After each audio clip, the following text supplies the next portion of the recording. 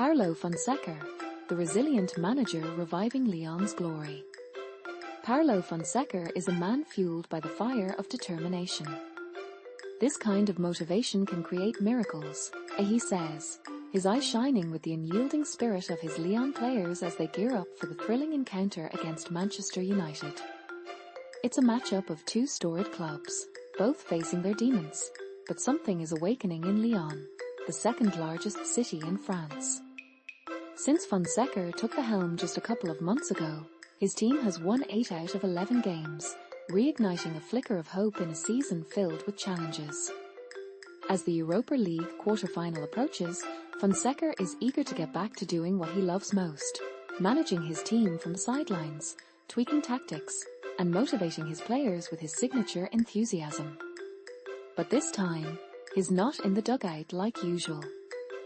Following a heated confrontation with referee Benoit Millot during a match against Brest, he's serving a 9-month ban from domestic games, a sentence he admits he brought upon himself but feels as part of a larger narrative in French football. Looking back at that incident, Fonseca acknowledges the gravity of his actions.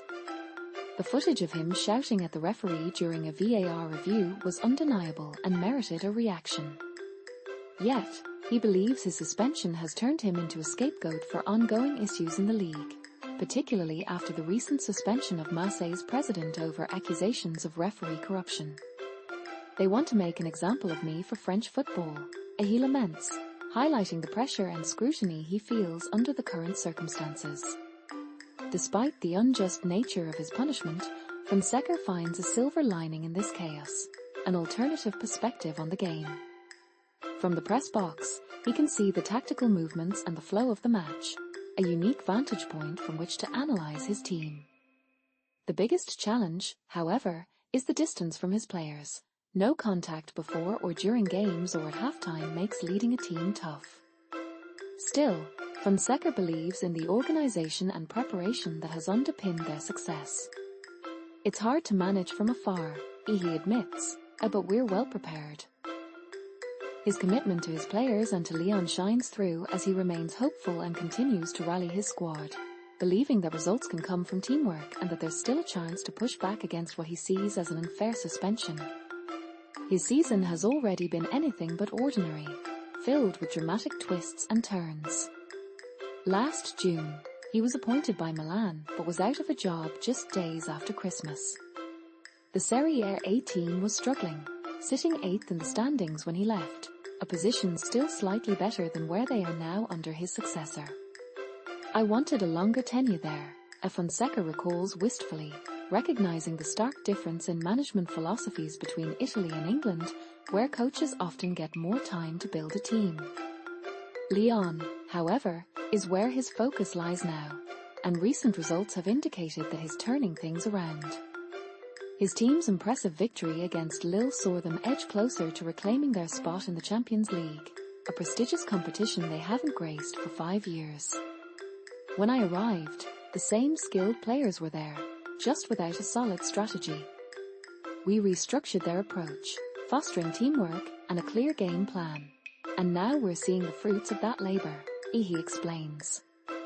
Fonseca is on a mission to revive Lyon's former glories from the glorious era of the 2000s, although he knows the road is long, especially with Paris Saint-Germain solidifying their dominance. The gap is massive, given their investment compared to everyone else. Yet his passion for League One shines through, stating, "We have 7 teams this year fighting for Champions League spots, making it an exciting time."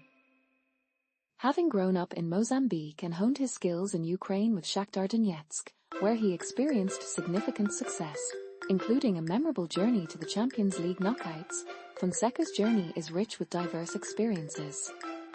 But there are shadows in his heart, stemming from his departure from Kiev at the onset of the Russian invasion in February 2022.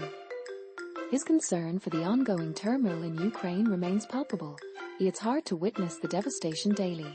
So many lives lost, especially children. It's tragic.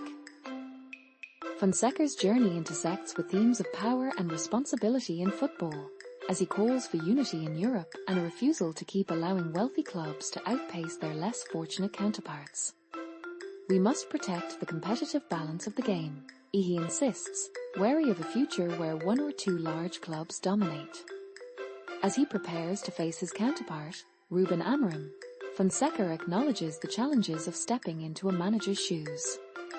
Together, they share the dream of turning their clubs around and rekindling their former glories. With his unwavering determination, he aims for Lyon to capture that elusive major continental trophy, expressing, "I hope to build something special here. Whether I am at the pitchside or not, my commitment to helping Lyon reach their peak remains steadfast."